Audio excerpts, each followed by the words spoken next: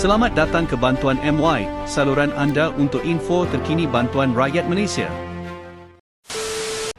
Salam sejahtera kepada semua penonton Bantuan MY.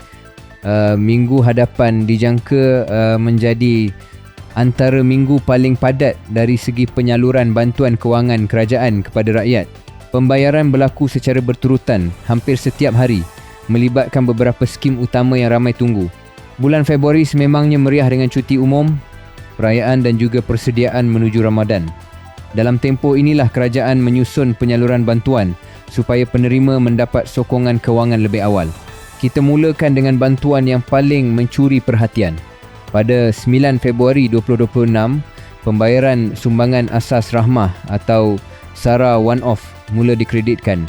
Bantuan ini berjumlah RM100 dan boleh digunakan bermula tarikh tersebut. Penting untuk diperbetulkan, SARA one-off ini bukan untuk semua rakyat Malaysia secara automatik. Ia disalurkan kepada penerima yang layak berdasarkan pangkalan data bantuan sedia ada seperti STR dan e-Kasih. Bantuan ini tidak dikreditkan ke akaun bank, sebaliknya digunakan secara tanpa tunai melalui sistem MyKasih di kedai terpilih untuk pembelian barangan keperluan asas yang diluluskan. Sehari selepas itu, pada 10 Februari 2026, pembayaran bantuan subsidi diesel Budi Madani pula bermula. Untuk bulan Februari, penerima yang layak akan menerima 200.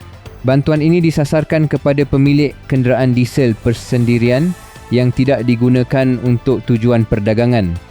Keutamaan diberikan kepada kenderaan pacuan 4 roda, lori kecil dan kereta diesel persendirian. Kenderaan diesel untuk kegunaan syarikat dan perdagangan tidak layak, begitu juga motosikal diesel. Permohonan masih dibuka dan syarat lengkap boleh disemak melalui portal rasmi budidiesel.gov.my. Seterusnya, pada 11 Februari 2026, beberapa pembayaran besar akan berjalan serentak. Bantuan Sara Hidup atau BHH akan mula dikreditkan kepada veteran ATM dan nelayan. Veteran ATM layak menerima sehingga 500, manakala nelayan laut menerima 300 dan nelayan darat 250. Pembayaran bermula pada tarikh tersebut dan mungkin mengambil masa beberapa hari bergantung kepada bank. Pada tarikh yang sama juga, pembayaran manfaat perkeso akan bermula. Ini merangkumi pencen ilat, alaun ilat, pencen penakat dan semua bayaran berkaitan perkeso.